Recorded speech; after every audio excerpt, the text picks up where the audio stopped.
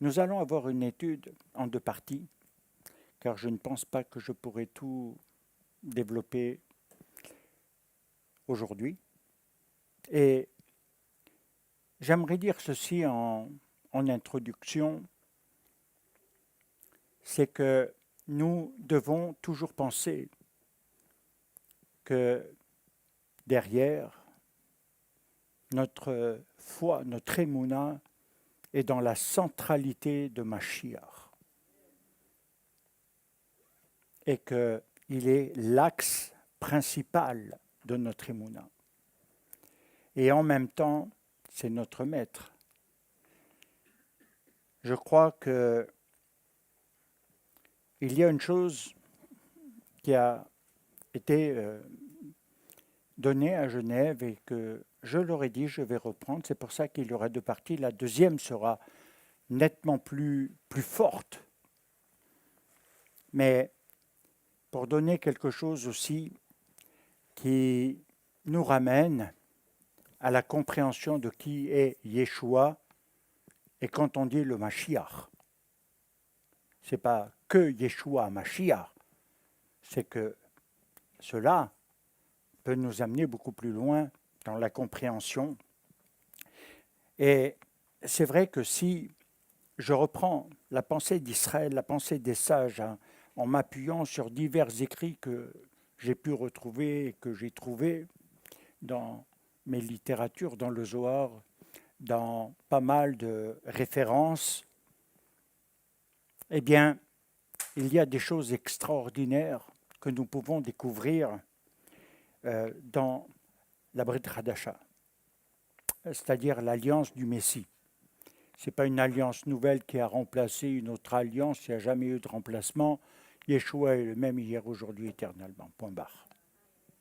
Et il n'y a qu'un seul Dieu, Hashem Echad.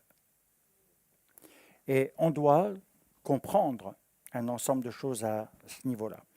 Alors, c'est vrai que j'ai pris le premier verset du livre de la Révélation, au chapitre 1, et vous verrez que je le prends aussi en rapport, et c'est là que les déclencheurs se sont faits, c'est dans la Pshita, qui est une traduction araméenne de beaucoup d'écrits, notamment en rapport avec le Targum de Jonathan et d'Onkelos, qui sont des traductions araméennes de la Bible. Et vous verrez qu'il y a quand même certaines différences par rapport à même l'hébreu. Et l'araméen est beaucoup plus ancien que l'hébreu. C'est une langue très ancienne. Et il faut savoir qu'elle a été utilisée aussi en Babylonie, etc. Alors, je vais vous lire juste ce que je vais dire. Révélation. Alors, est-ce que je vous le lis dans le second? Parce qu'il y a le nom et le prénom dedans.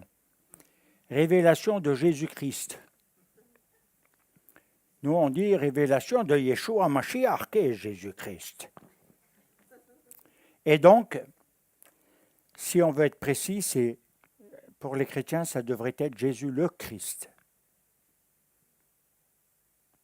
Voilà, je précise quand même qu'il doit y avoir cette notion, qui est théologique aussi du reste. Alors vous allez me dire, mais voilà, qu'est-ce qu'il peut dire là-dessus?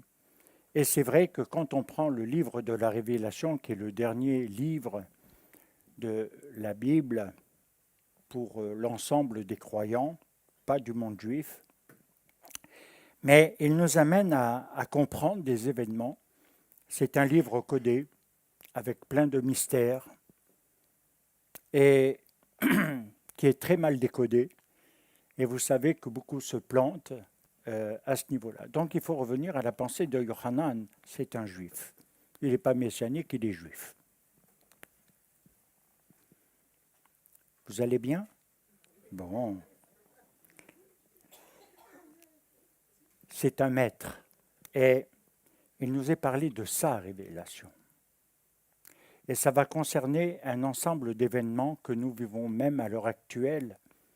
Alors je précise que ceci constitue une première base, une forme de base de cours que je vais donner Je vais donner la semaine prochaine également, pour finaliser le thème, la deuxième partie, mais ensuite ce sera dans le cadre de notre yeshiva et où on va approfondir. Parce que si vous lisez, afin de montrer, est-il écrit, les événements qui sont à venir. Et de montrer à qui? À ses serviteurs, à Yohanan, au travers de son ange qu'il a envoyé pour lui donner les éléments. Joseph Caro avait eu une expérience similaire lorsqu'il était avancé un peu plus en âge, mais notamment lorsqu'il travaillait beaucoup sur le Shulchan Aruch et sur un ensemble d'écrits. C'était un kabbaliste biblique et quelqu'un de très profond, et beaucoup reconnaissaient sa stature spirituelle. Et en même temps, étaient frappés de la manière dont il recevait les choses et pouvait les écrire pour les transmettre. Aujourd'hui, c'est vrai que nous manquons un peu de ce génie. Alors, quand je parle d'Apocalypse ou de Révélation de ce livre, beaucoup pensent immédiatement, c'est presque systématique, pensent que c'est synonyme de fin du monde. Apocalypse égale fin du monde, tout va être détruit, tout va être finalisé, tout va péter, les bombes nucléaires vont exploser partout. Alors, en fait, c'est faux. C'est une erreur qui est commise parce que étymologiquement, en grec, révélation, apocalypse, elle veut dire véritablement un dévoilement avec une révélation. C'est un dévoilement. Donc, ce qui a été caché à nos pères, devienne ouvert. Et tout le monde juif à l'heure actuelle, qu'il soit kabbaliste ou pas, disent aujourd'hui nous ouvrons les portes afin de dévoiler au monde, c'est le temps. Avant, c'était quelque chose de caché, de fermé, réservé à des initiés. Et aujourd'hui, c'est quelque chose qui, au travers de tous ces maîtres, se révèle. En même temps, c'est vrai que c'est un mystère parce que, en deuxième lieu, il annonce des événements qui ne sont pas présents à l'époque de Yohanan, qui vont concerner des temps qui ne sont pas les siens. Et pour lui, c'est quelque chose de nouveau, parce qu'il va voir ce que personne n'a vu, et ce que personne d'autre ne peut voir et comprendre. C'est pourquoi il est considéré comme prophétique et messianique, même par les rabbins, parce qu'il est en rapport avec le règne de Mashiach. La fin de l'exil, la galoute, c'est fini. On est dans la Géoula finale. Et il faut comprendre ce que cela va impliquer. Et en même temps, il nous faut effectivement aller plus loin. Alors, Yohanan s'appuie aussi sur deux livres qui sont fondamentaux pour nous dans le monde juif. C'est le prophète Ézéchiel, et qui constitue une des sources principales pour la compréhension, parce qu'il traite des enseignements de la Markava, qu'on appelle les chars, et les Echalot. Et ça, c'est très important parce que ce sont les différents palais. Alors, bien sûr qu'il faut avoir une petite connaissance de la manière dont Israël a étudié, comprend un peu ces termes. Et puis, il y a en second le livre de Daniel qui est écrit pas spécialement en hébreu, mais en araméen. Il est aussi un des socles très importants de ce livre.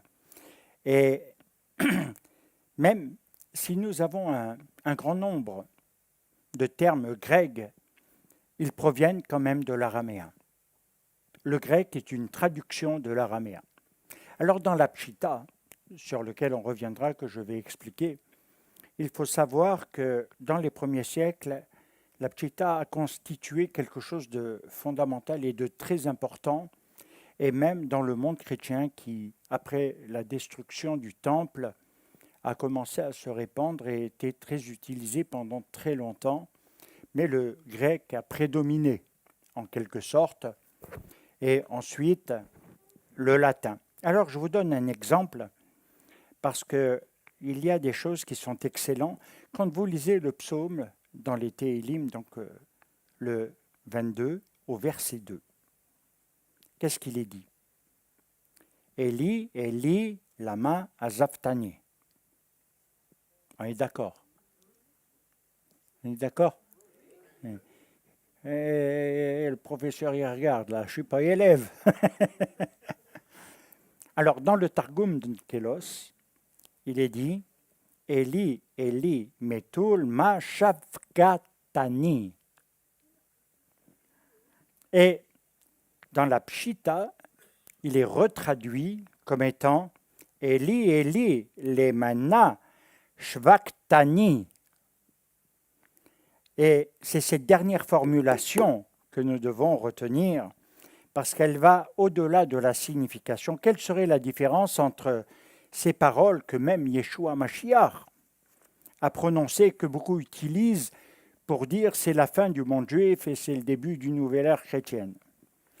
Eh bien, dans ce psaume, c'est vrai que Yeshua dit « Mon Dieu, pourquoi m'as-tu » Ah, vous connaissez au moins ça. Ça va. Ça me rassure. Mais ce Télim, il va vraiment au-delà du sens premier quand on le traduit dans cette lecture. Alors, il offre des possibilités diverses d'interprétation, de compréhension. L'un des premiers, c'est, si on le traduit littéralement, il dit « Pourquoi me libères-tu »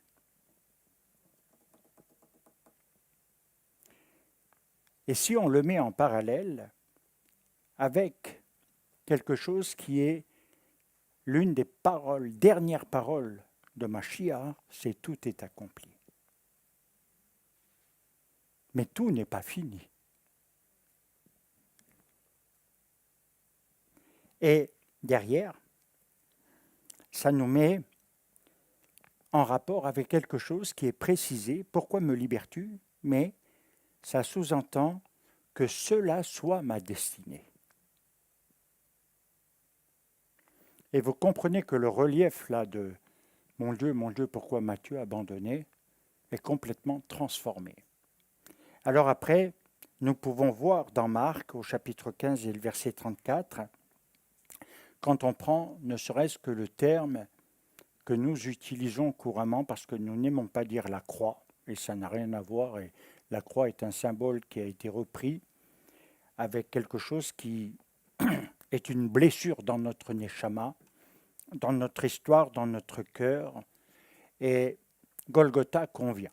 Alors, Golgotha, lorsqu'on prend dans la Pshita toujours, alors, comme je vous l'ai dit, on va le voir, c'est le terme Galguta, et il peut prendre plusieurs formes, comme quand on parle de Talitha Kumi en araméen que Yeshua a utilisé pour parler de résurrection, du sommeil, de la mort, à quelqu'un qui revient à la vie.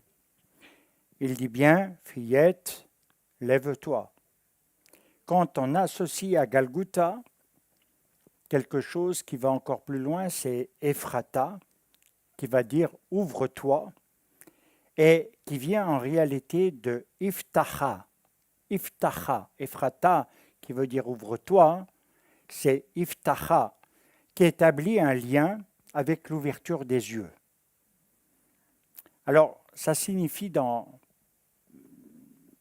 la pensée juive qu'il y a une prise de conscience réelle. Alors, vous comprenez que quand on prend les termes en hébreu, on leur donne un sens, une signification. L'hébreu a été écrit essentiellement par les rabbins.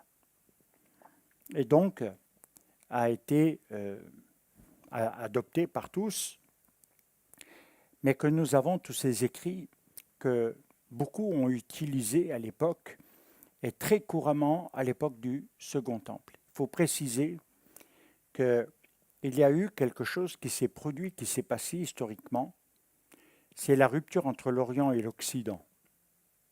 L'Orient est devenu catholique romain et associé à Rome avec tout ce que l'on connaît aujourd'hui. Par contre, l'Orient n'a rien à voir avec l'Occident. Il y avait les Syriaques, les Maronites, le Liban. enfin tout ce qui nous concernait, nous, dans cette région, et qui se sont développés. Et c'est de là aussi que vient un peu ces traductions qui ont été très utilisées par les Syriaques. Et il faut penser que quand on parle de christianisme, il n'y a pas que Rome et ici. Il y a les orthodoxes. Ils n'ont pas les mêmes dates, ils n'ont pas les mêmes coutumes, ils n'ont pas les mêmes pratiques. Mais ils sont des héritiers directs. Beaucoup plus directs que le monsieur qui a occupé Constantinople. Si nous voulons aller plus loin, il nous faut comprendre que tout ceci va s'enrichir avec des valeurs numériques ou des équivalences numériques qui donnent des nouvelles dimensions compréhension de lecture. Parce que nous devons sortir du pshat, du sens premier, pour aller dans les sodium, dans les mystères, dans les secrets, dans le dévoilement réellement de l'éternel.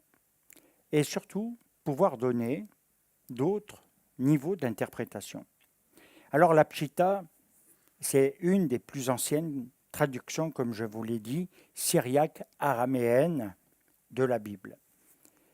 Elle est même antérieure à la Bible compilée. Pshita, ça dérive du syriaque makpata. Makpata. Et ça signifie simple. Version simple. Version simple. Et c'est celle qui a été le plus utilisée dans les premiers siècles. Alors si on veut aller plus loin, il nous faut aller maintenant vraiment dans ce que tout cela peut signifier. Quand il est dit dans le verset que j'ai lu, juste cette petite partie, vous savez qu'on va y rester au moins 2 à 4 heures. Uniquement ce que j'ai lu. Vous, quelques secondes et c'est fini, vous avez tout compris. Vous avez tout capté. Waouh!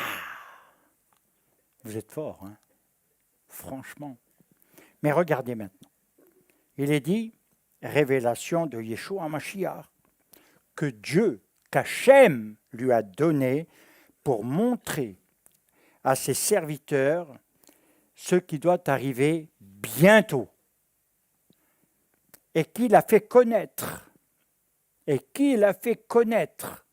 Par l'envoi de son ange à son serviteur Yohanan. Alors, si je prends Daniel 2, 28, il y a quelque chose qui se relie parce que nous devons comprendre les temps, les époques. Mais Daniel 2, 28 nous dit, je ne vais pas le développer, hein, il y a dans les cieux un Dieu qui révèle les sodim, les secrets. Et quand je prends toute la vie de Daniel, parce que c'est un de mes prophètes préférés, je remarque qu'il a vu ce que d'autres n'ont jamais vu. Et même aujourd'hui, il n'arrive pas, pour la plupart, à décoder l'ensemble, la compréhension. Et c'est pourquoi nous avons besoin de cette révélation qui vient d'Hachem, mais qui doit être traduite dans notre langage pour que nous puissions capter les choses. Alors, si on traduit ce texte dans une pensée juive, c'est la révélation de Yeshua. Si je le prends en araméen selon la version syriaque, ce n'est pas Yeshua Mashiach, c'est Yeshua Meshicha. Yeshua Meshicha, et je prends en araméen, que lui a donné Elaha. Et donc, toute la suite, vous la connaissez. Maintenant, il nous faut dire quelque chose à ce sujet, c'est que nous devons comprendre que ce livre que nous abordons est pour dévoiler les mystères et qu'il n'est pas accessible comme ça, mais vous allez voir comme c'est merveilleux et grand dans la pensée d'Israël et des rabbins et de notre littérature, de notre héritage hébraïque. Parce qu'il veut dire qu'il dévoile ce qui est caché. Ça, vous l'avez compris. Mais alors, quand on le prend dans le sens hébreu, c'est pas simplement révéler ce qui est caché. Vous allez comprendre que quand j'ai fait mes études rabbiniques, c'est là où nous allions plus loin. Il y avait le sens premier, simple, et puis celui qui pouvait nous amener plus loin parce que nous allions dans des profondeurs. Et je vais vous montrer ce que ça veut dire ici. Lorsque vous prenez ce terme de révélation tel que je l'ai exposé, quand on l'approfondit vraiment dans la pensée, dans l'étymologie, voire la sémantique, il nous amène à comprendre que nous devons quitter un temps pour en découvrir un nouveau. Mais il va plus loin, parce qu'il dit littéralement qu'il nous faut quitter un temps et revêtir un temps nouveau. Et nous ne pouvons pas sortir de l'exil sans compréhension d'avoir quitté tous ces temps où nous avons vécu des choses et d'entrer dans les nouveaux temps où le Mashiach va régner. Alors dans le monde juif et dans la pensée rabbinique actuelle, il est vrai que Mashiach sera rempli de connaissances et qu'il va enseigner tout le monde et les nations y seront comprises, enfin ceux qui seront issus des nations selon Zacharie 14, qui seront greffés sur Israël, qui auront marché. Attention, c'est important. Et donc nous devons vraiment voir cela parce que quitter une époque, un temps pour en revêtir un nouveau. Et ça, c'est extraordinaire. C'est comme les choses que nous pouvons considérer au niveau de notre passé si nous ne quittons pas les mauvaises choses, les traumatismes et toutes les choses. Est-ce qu'on va pouvoir revêtir un temps nouveau dans nos vies? D'où toutes les injonctions d'Hachem et de Yeshua Mashiach et de Shaoul de quitter, de les faire passer pour que les choses deviennent vraiment nouvelles. Alors, il est vrai que quand on prend le terme de révélation, en araméen, c'est Géliana. Et il veut dire à la fois dévoilement, mais également déroulement. Le dévoilement est un déroulement. Comme Hachem, quand il a créé, il n'a pas seulement créé et mis les astres, il leur a donné le déroulement de l'histoire, le déroulement des temps. Il a fixé les temps et les époques, et c'est pour ça que dans notre calendrier, nous avons les temps et les époques avec Rosh Chodesh, avec les fêtes, qui sont nos points de repère dans tous ces domaines. Alors, il est vrai que Géliana, ça vient de la racine Gala, qui veut dire un mouvement rotatif en rapport avec Gal, qui découvre et qui dévoile. Dans son sens, c'est qui découvre et qui dévoile. En termes clairs, dans la pensée d'Israël, ça veut dire se dépouiller de son ancien monde. Se dépouiller de son ancien monde et accepter de se revêtir d'un nouveau monde. Quitter son ancien monde. Pour beaucoup d'entre vous qui avez fait un cheminement autre que celui que nous, Juifs, connaissons, c'est vrai que c'est dur de quitter votre monde. C'est dur. C'est dur. Il y a beaucoup de choses qu'on ne comprend pas. Mais savoir se revêtir de ce monde nouveau, c'est extraordinaire. Alors c'est pourquoi, quelque part, on peut dire aussi que la racine Gala, elle a un paradoxe, parce qu'elle peut signifier également exilé, ce qui veut dire que l'ancien monde est toujours un temps d'exil.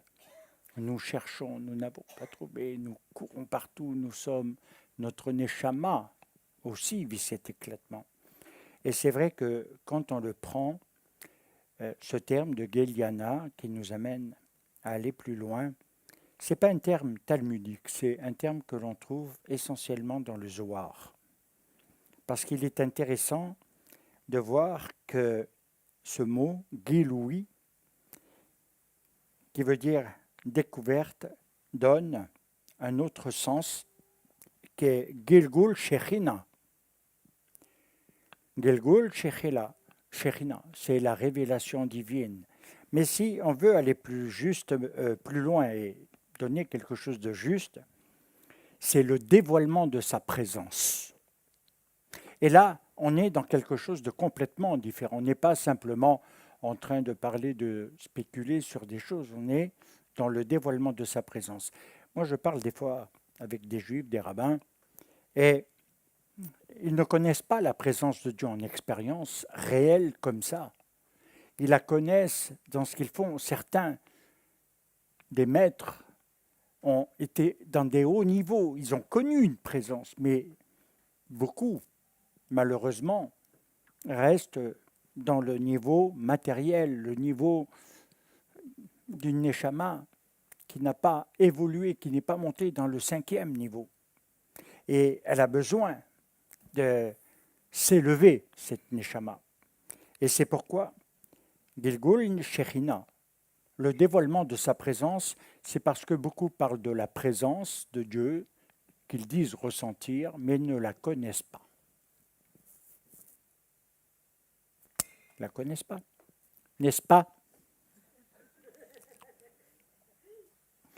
Si on traduit maintenant le verset avec cette notion de cette révélation divine qui devient Geloué, Yeshua Mashiach, la révélation de Yeshua, c'est-à-dire loin, quand on le traduit dans le sens de Mashiach. C'est le verset que nous avons lu.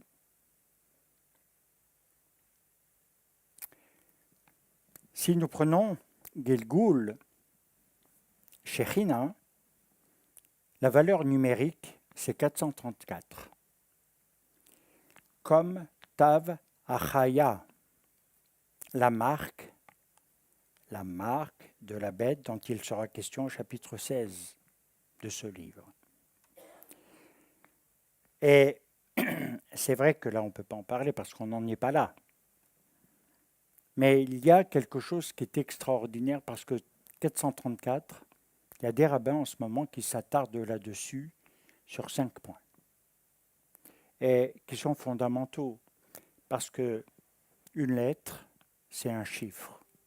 Un chiffre associé, ça devient un mot et ça donne un sens, une signification qui nous renvoie à un autre sens dans lequel nous devons entrer.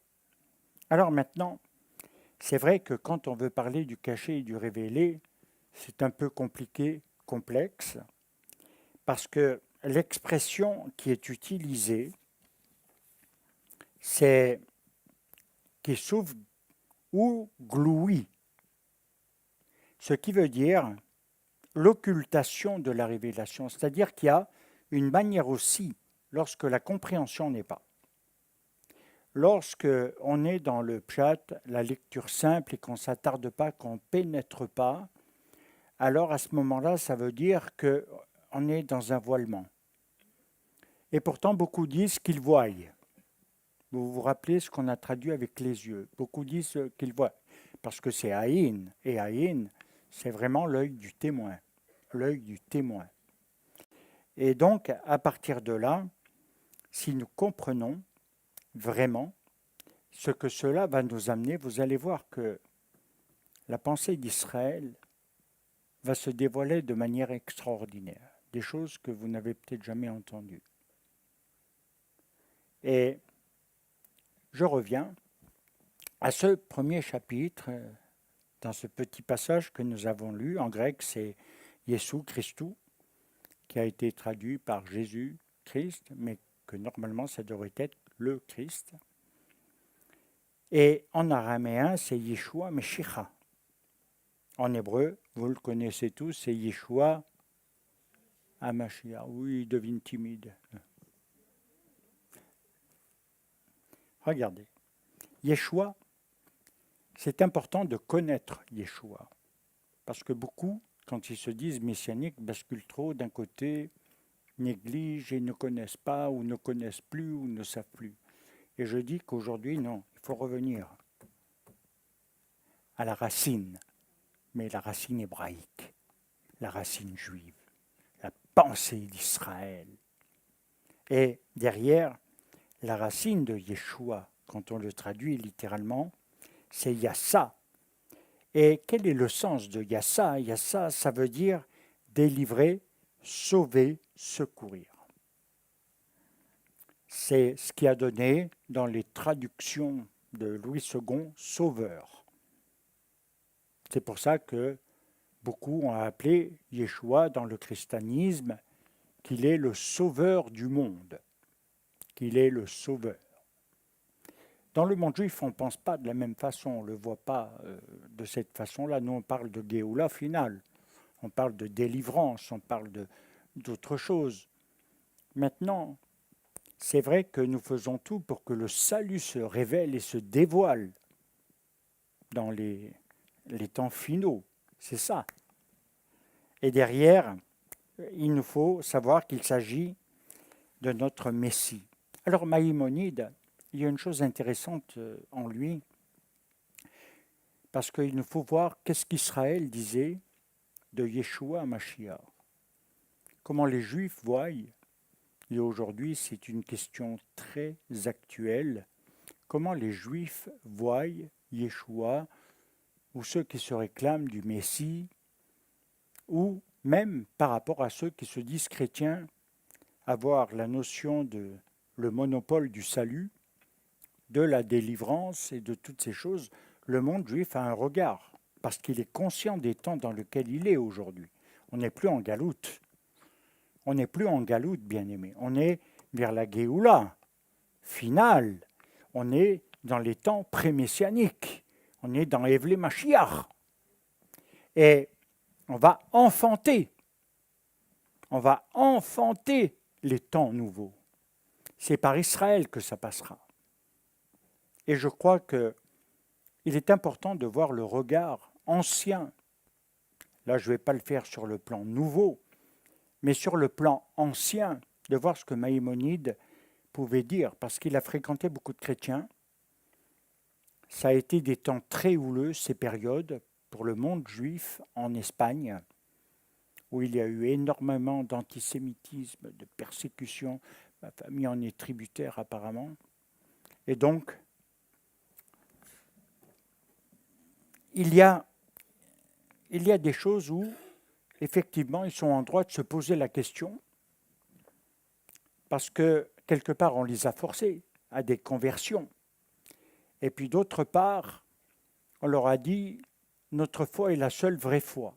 Hors de nous, pas de salut. Les Juifs, même s'ils étaient malmenés, ne sont pas devenus chrétiens. Mais pour quelle raison? Pas uniquement les persécutions, l'incohérence.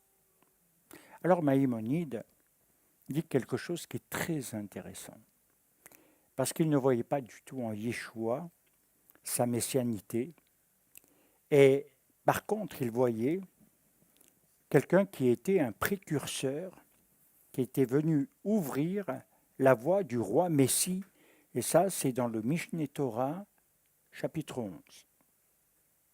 Et on voit bien que Maïmonide, malgré tout ce qui a pu se passer, ne dit pas que Yeshua est le Messie pour Israël, mais qu'il ouvre la voie du roi Messie. Et c'est intéressant parce que c'est un vrai cheminement dans le peuple hébreu de voir que quelque part il y a toujours cette interrogation. Alors, quand on prend dans l'araméen Meshicha, le Messie, la racine c'est Machar. Machar, ça veut dire oindre, enduire, frotter avec de l'huile. Et c'est ce qui a donné le sens de Meshicha, c'est-à-dire consacré. Consacré à une œuvre particulière, spécifique, mise à part.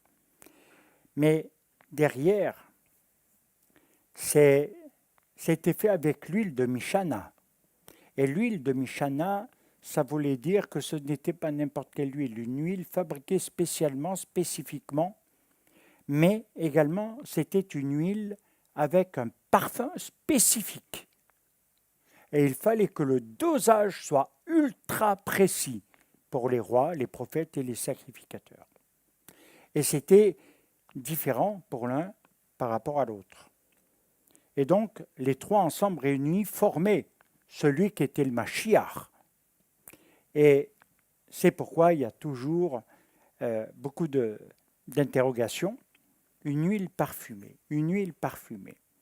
C'est une odeur, un parfum, mais qui n'était pas pour les usages courants. C'est une huile au parfum de sainteté. Il est dit, par l'odeur de bonnes huiles, ton nom est un parfum répandu. C'est pourquoi les mondes t'aiment. Alors maintenant, c'est là qu'il faut vous accrocher, on monte le niveau. Ça va? Vous suivez? Il vous faut un petit peu étudier, suivre des cours pour certains, parce que vous savez tout. Donc si vous savez tout, je ne peux rien vous apprendre. Mais si vous voulez entrer dans la révélation, Baruch Hashem, marchez. Je répète, par l'odeur de bonnes huiles, ton nom est un parfum répandu. C'est pourquoi les mondes t'aiment. C'est dans le Cantique, le Shir HaShirim, chapitre 1-3. Alors, il y a un jeu de mots, il y a une interrogation qui a été faite et qui a été de longues discussions avec des rabbins et des écrivains. Pourquoi? Pourquoi on traduit par monde alors que le terme qui est utilisé, c'est alamot. Et qu'est-ce que c'est alamot? C'est les jeunes filles.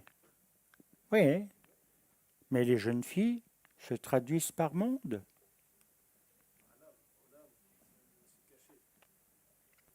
Il y a double face. C'est ça? Alors, alamot, ce sont les jeunes filles. Mais quand il est parlé des mondes, elles font référence au Créateur. Et ces jeunes filles, elles ne parlent pas de n'importe quel être humain dont elles seraient amoureuses. C'est une relation mystique, réellement mystique avec Dieu. Le Shir HaShirim, c'est un livre de l'union mystique qui n'est pas perceptible comme ça. On peut le prendre comme quelque chose de poétique. Alors on va aller plus loin. Parce que ce sont les mondes du Créateur. Et qui révèle cela, c'est son oint, celui qui a l'huile parfumée, celui qui a reçu l'huile avec un parfum de sainteté. Et qui révèle l'odeur sainte d'en haut, parce que l'odeur d'en bas est inodore. Elle n'a pas une odeur de sainteté.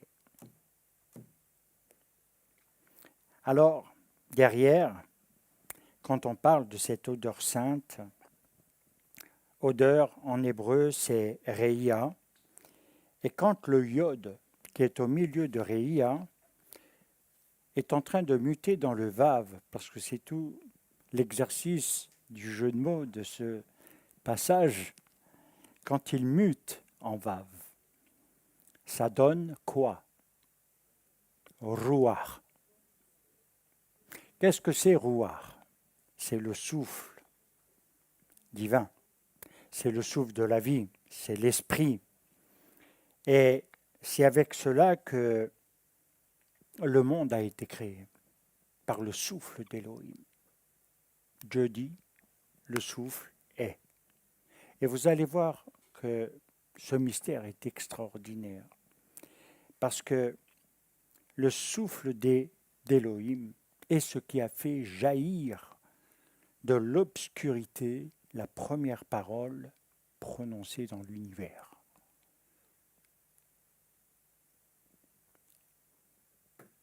Vayehi Hor, la parole est lumière, la lumière est venue. N'oubliez pas que c'est Yohanan, l'auteur. Et Yohanan est un être beaucoup plus intelligent, mais mystique qu'on ne pourrait le penser. Beaucoup plus. Et derrière, quand on dit Vayehi Or, ça veut dire la lumière. Et nous voyons que dans le cantique, des cantiques, ce sont les jeunes filles qui peut aussi se dire monde. Alors si on pénètre dans les mystères du tétragramme, le yod, il y a 2 lettres masculines, 2 lettres féminines. Yod, he, vav, he.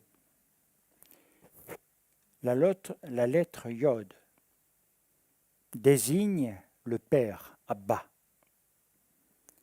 car c'est une lettre masculine. La 3e lettre, qui est le vav, donc ça fait yod vav, la 3e lettre, elle est aussi masculine par le vav. Et elle est masculin. Et le vav, là, on part du yod, on passe sur le vav, et il y aura 2 he. Eh bien, si nous traduisons vraiment la pensée profonde de ce que cela signifie, c'est que, écoutez bien, la 3e lettre, le vav, symbolise la prolongation de la semence du Père. La prolongation de la semence du Père. Elle signale le ben. Et vous savez que la pierre de fondation qui a été faite Evenshtia, la pierre de fondation là où est le temple, l'emplacement du temple à Tzion, ce n'est pas un emplacement choisi comme ça par hasard, historiquement parlant. C'est quelque chose où il nous est dit dans Job qu'une pierre a été lancée. Et elle est devenue la pierre angulaire, la pierre de l'angle du temple. Et c'est Mashiach. Et vous savez, j'ai fait une grande étude là-dessus. J'aurais pu en faire une de 40 heures à un moment donné, mais je me suis retenu. Et donc, il nous faut comprendre qu'avant que le monde n'existe, et même que l'Éden n'existe, avant que tout soit créé, le lieu existait. Le terme Tzion existait. Waouh! Et Dieu a lancé une pierre de fondation. Si vous lisez le psaume 118 et les paroles de Yeshua Mashiach, vous verrez la correspondance. Extraordinaire. On trouve dans chaque lettre le sens, la signification et la racine. Maintenant, on va plus loin. Donc, elle signale le Fils. Parce que, en fait, le yod est associé au he, ce qu'a donné Ya. Et c'est Ya, c'est le Père. C'est Dieu, mais qui est dans la dimension de Abba, de Père. Et le deuxième, il est associé au deuxième He, et c'est pour ça qu'il nous amène à comprendre qu'il y a eu un enfantement. Yeshua n'a jamais dit qu'il était divin. De lui-même, il n'a jamais dit. Jamais. Mais il a dit qu'il était issu de Dieu. Issu. Et qu'il est la semence du Père, si je traduis bien la pensée. Il est de la semence du Père. Il est né. Avayehi Hor. Lorsqu'il y a eu cette mutation.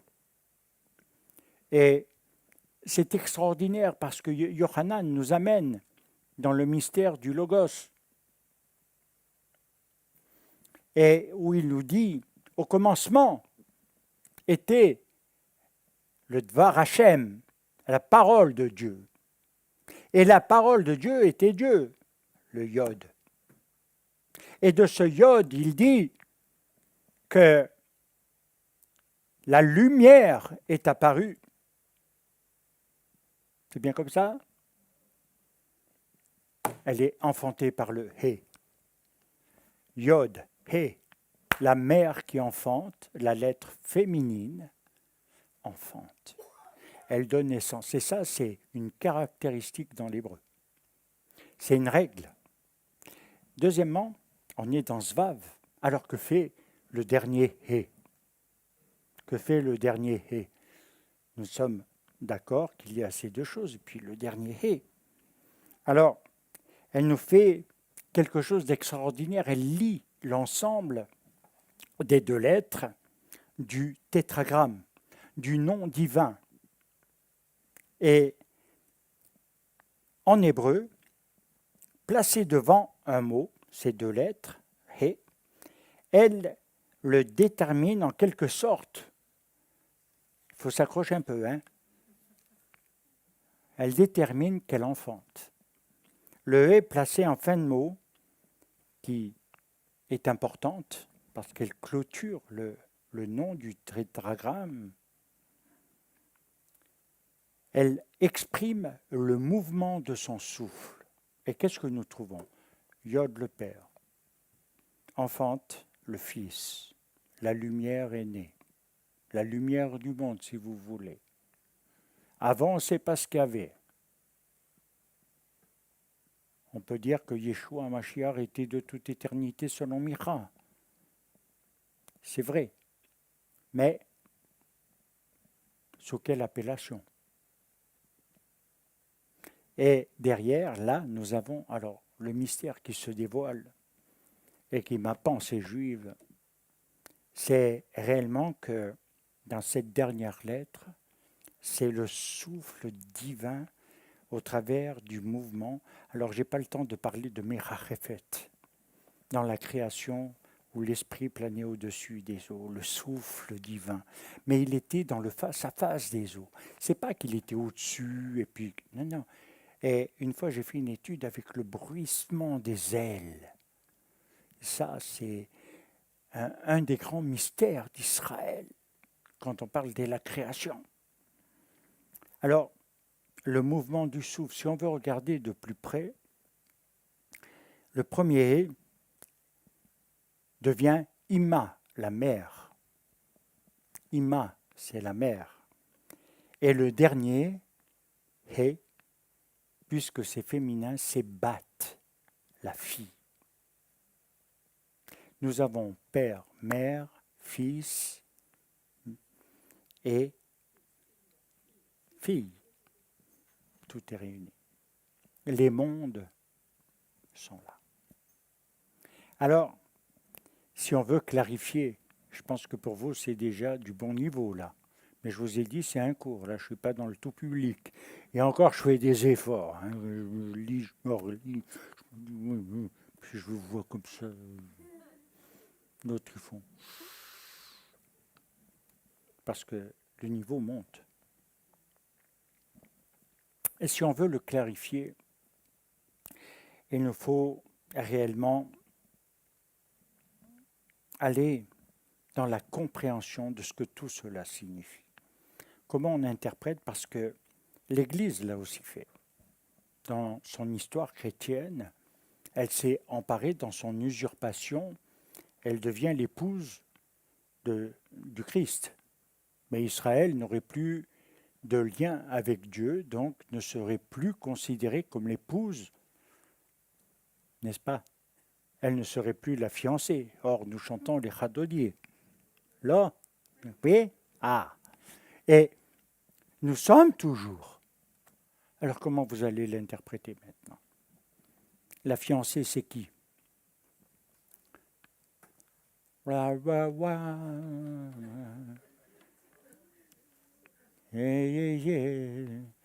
Est-ce que c'est la fiancée de l'Église?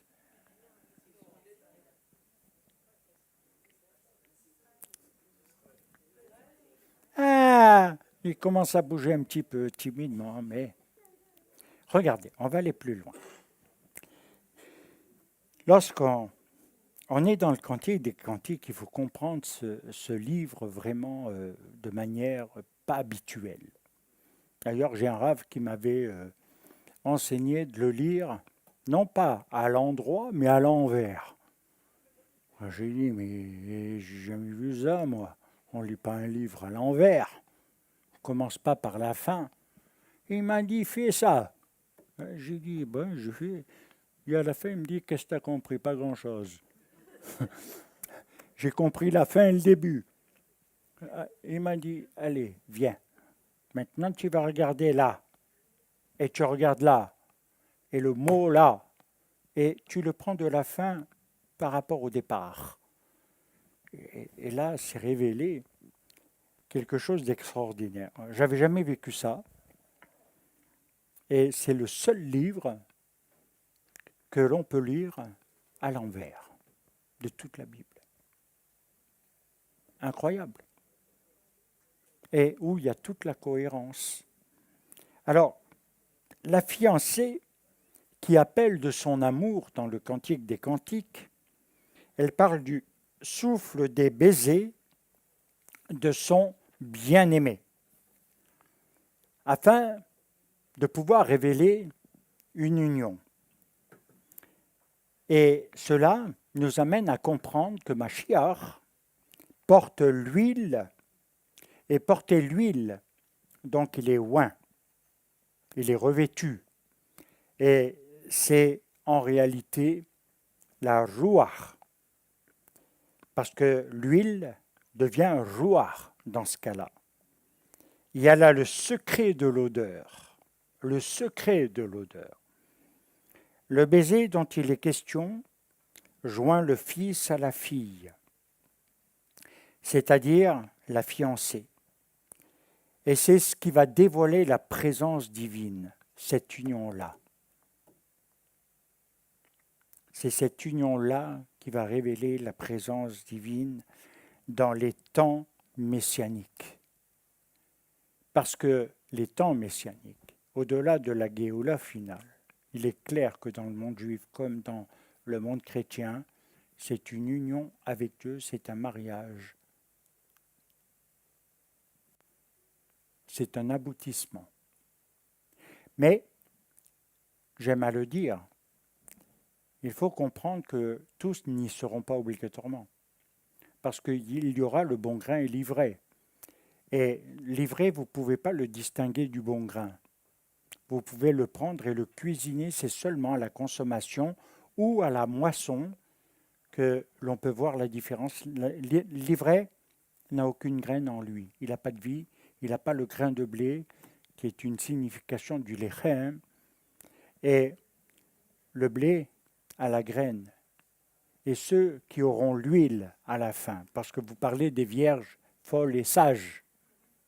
Et lorsque nous parlons de cela, nous devons bien comprendre qu'il y a celles qui auront l'huile, mais le parfum de la sainteté, celles qui auront été consacrées par rapport à ceux qui n'auront pas tenu la Torah comme règle de vie et les mitzvot, et qui auront négligé et puis qui auront peut-être été idolâtres avec tout un tas d'autres choses. Il nous faut revenir à cette odeur de sainteté.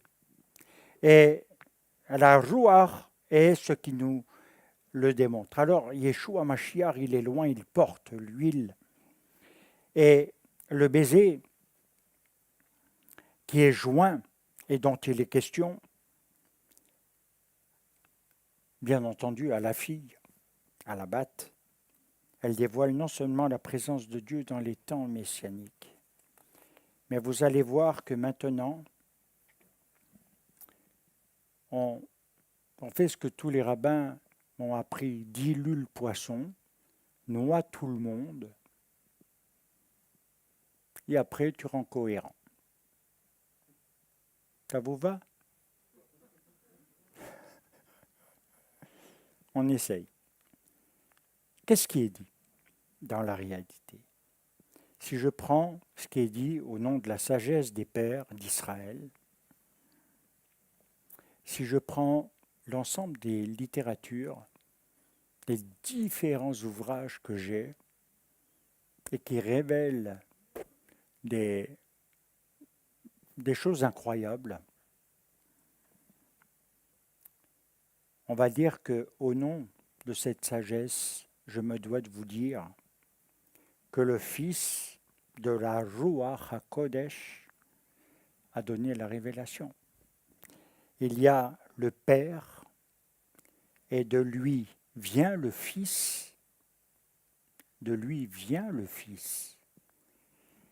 Et du Fils vient la Joua HaKodesh, l'esprit de sainteté.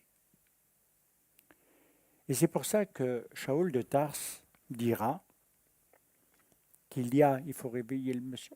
Ah non, il ne dort pas. Oui, il dort. Hein. Aïe, aïe, aïe, aïe, aïe. Après, il va me dire, j'ai une question. Je vais lui dire, reste avec ta question. Je disais quoi, là?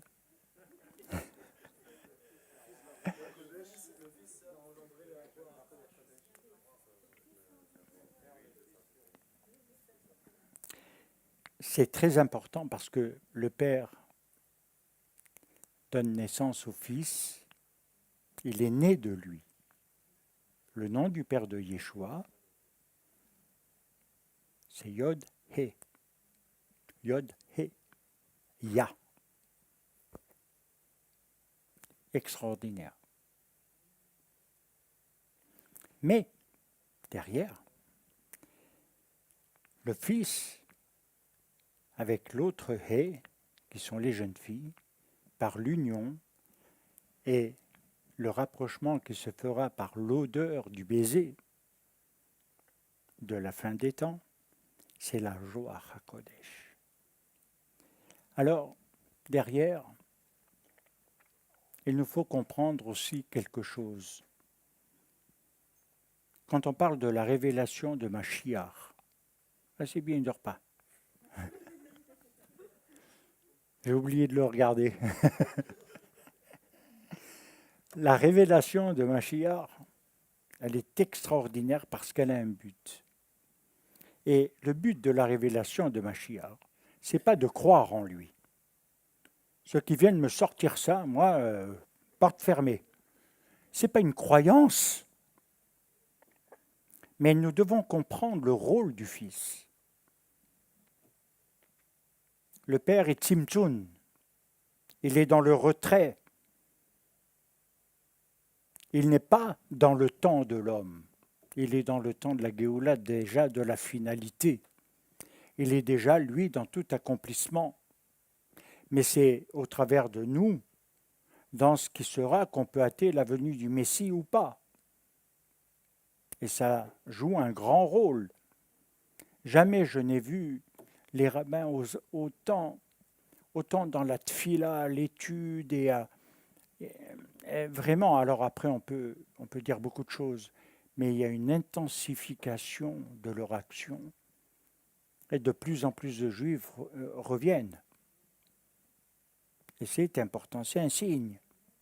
Alors, quand on parle de la révélation de Yeshua Mashiach, beaucoup pensent qu'à eux-mêmes, de ce qu'il va faire en eux-mêmes, pour eux-mêmes, et que le reste, il n'y a pas de continuité. Ça, c'est faux.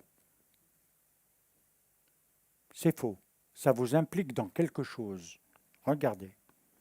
Le but de la révélation de Mashiach, c'est de vous amener à comprendre que si Hachem est Tzimtzun, et qu'il y a eu la Touma, la faute, et qu'il y a eu un changement qui s'est opéré, et que nous portons, comme on l'a vu, le poké avot, les péchés des pères, les fautes qui ont été commises notamment par l'Adam et qui a été l'image de l'humanité.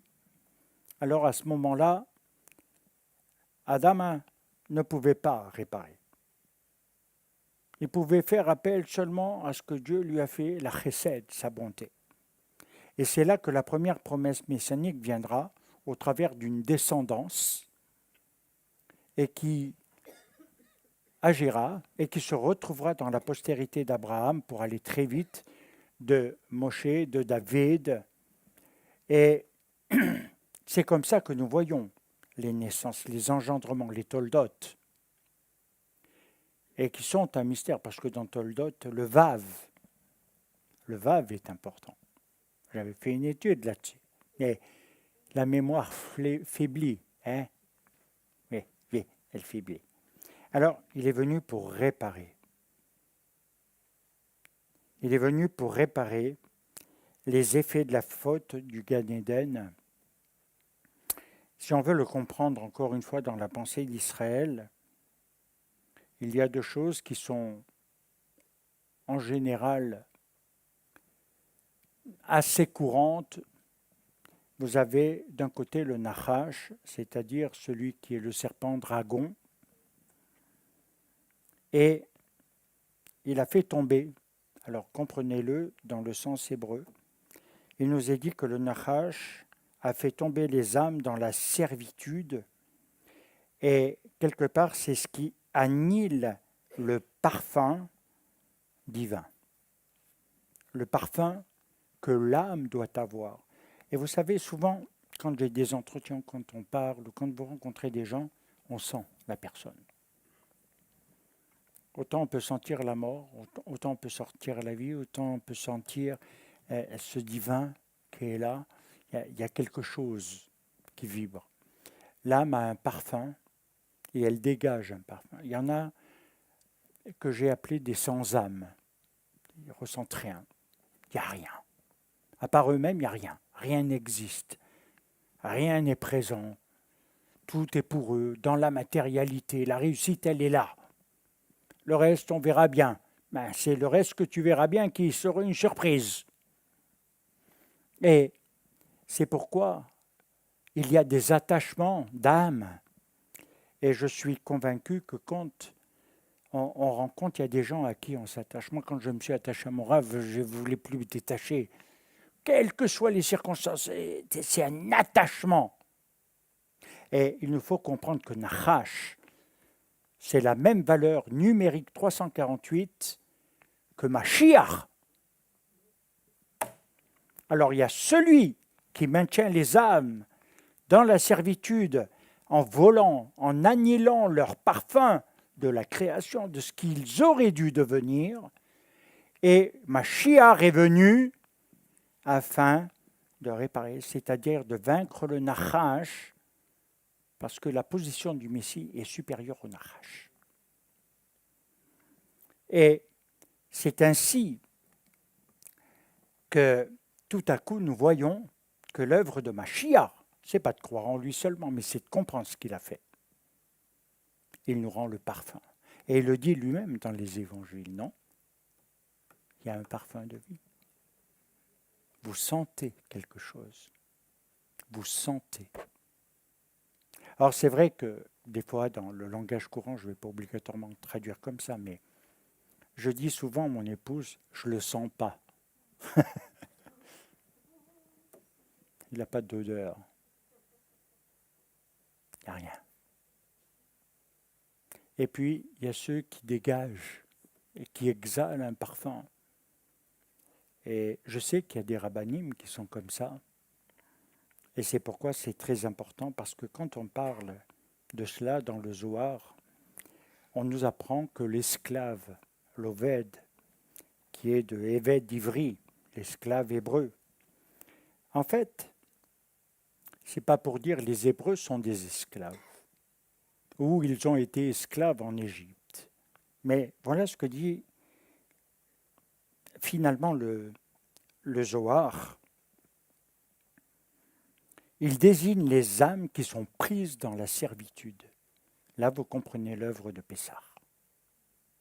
Nouveau calendrier, avec Rosh Chodesh, le nouveau cycle spirituel dans les temps.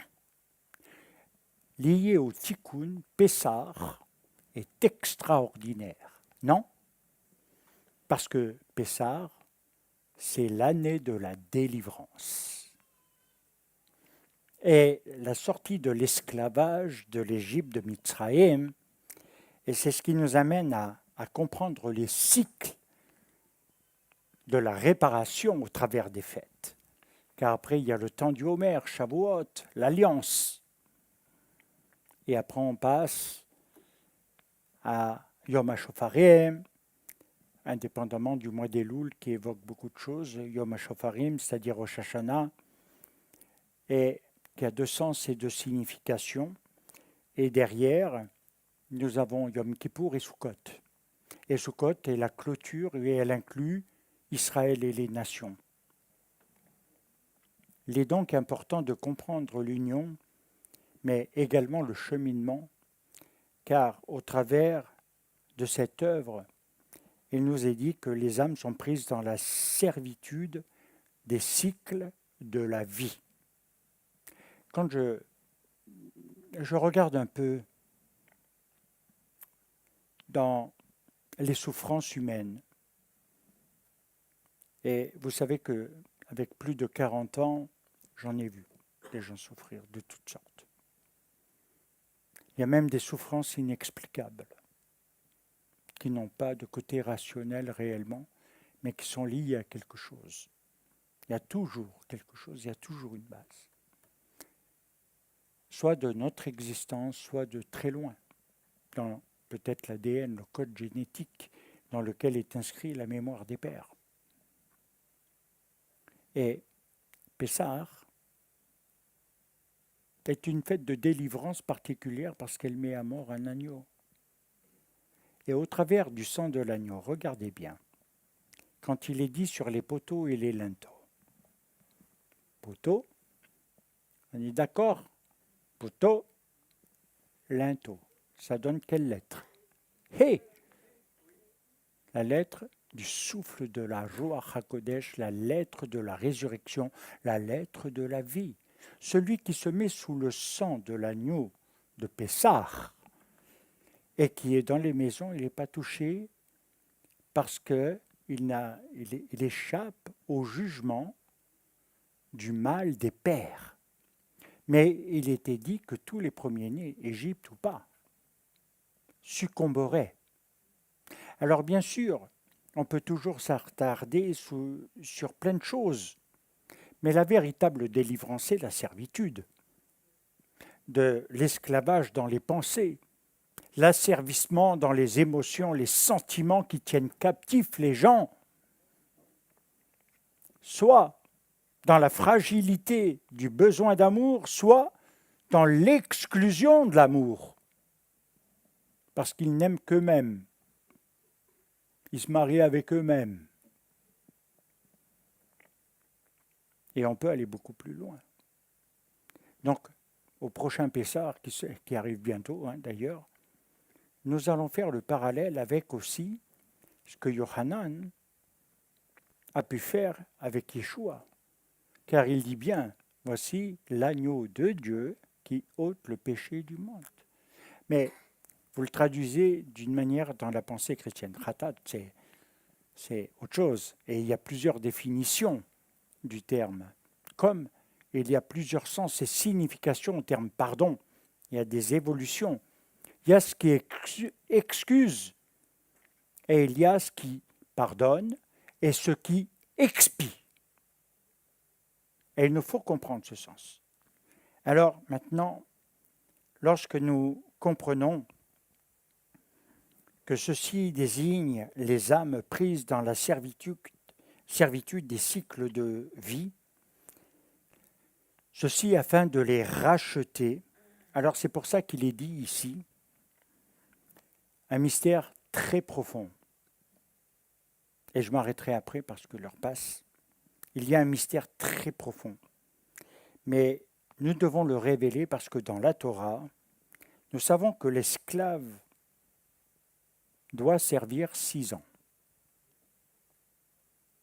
Il doit servir 6 ans. Quelle est la lettre associée au chiffre 6? Étonnant. Mais c'est également une âme capturée.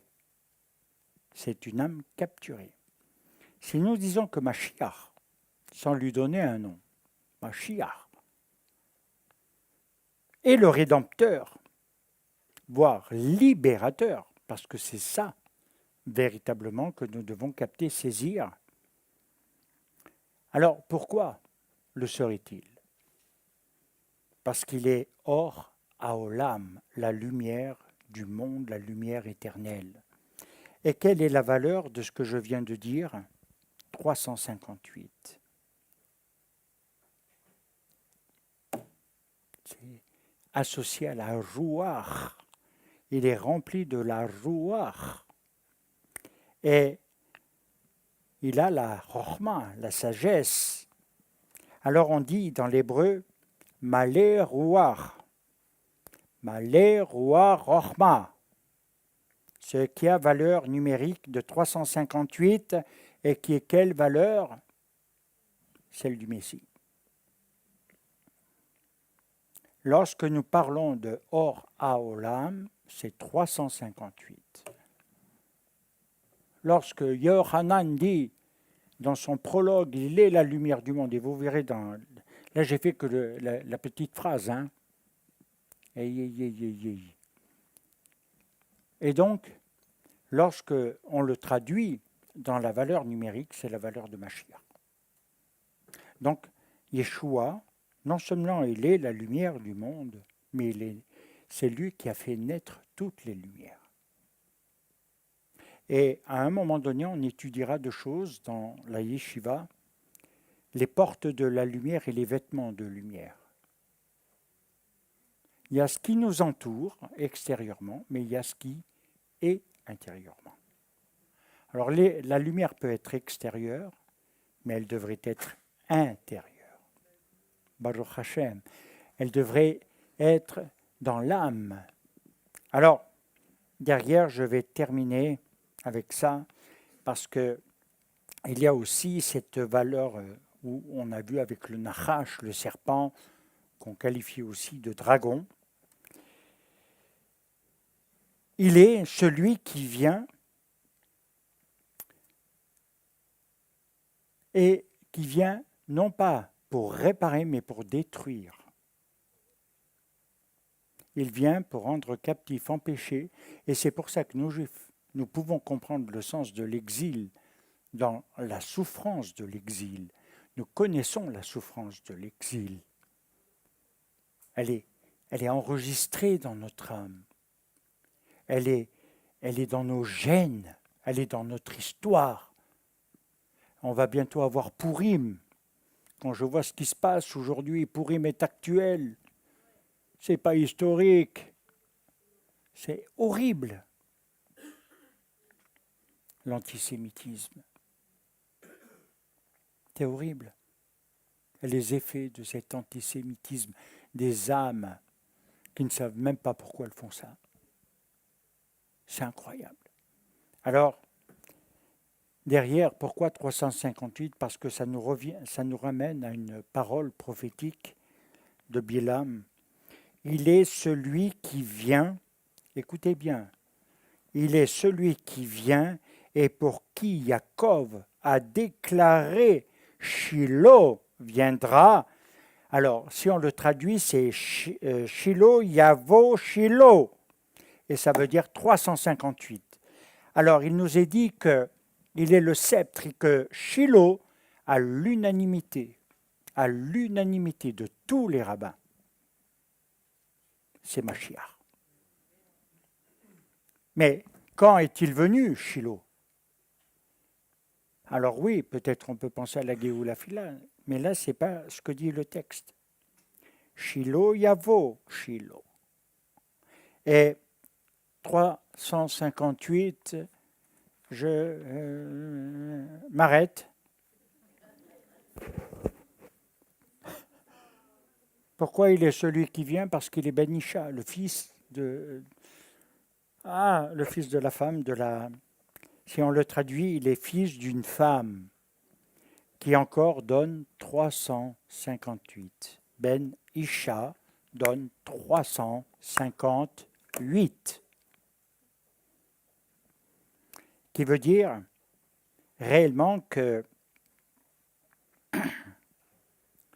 la femme a reçu la Ruach HaKodesh pour concevoir. Je m'arrête. Je suis obligé, je continuerai bien, hein, mais je suis obligé. T'es d'accord ? Ah. Et d'ailleurs, les gars, je vous avais demandé d'être devant, là, hein ? Non, il faut qu'ils soient devant la prochaine fois. Quand le rabbi dit quelque chose, tu écoutes. Point barre. On ne fait pas comme on veut. Ce n'est pas une pratique libre.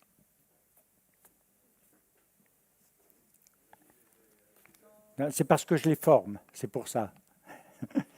C'est parce que je les forme et que je leur ai demandé certaines choses Et ils doivent le respecter. Tu es d'accord, hein, quand un Rav dit, on respecte quand même. Baruch Hashem. Que Dieu vous bénisse. Shabbat Shalom.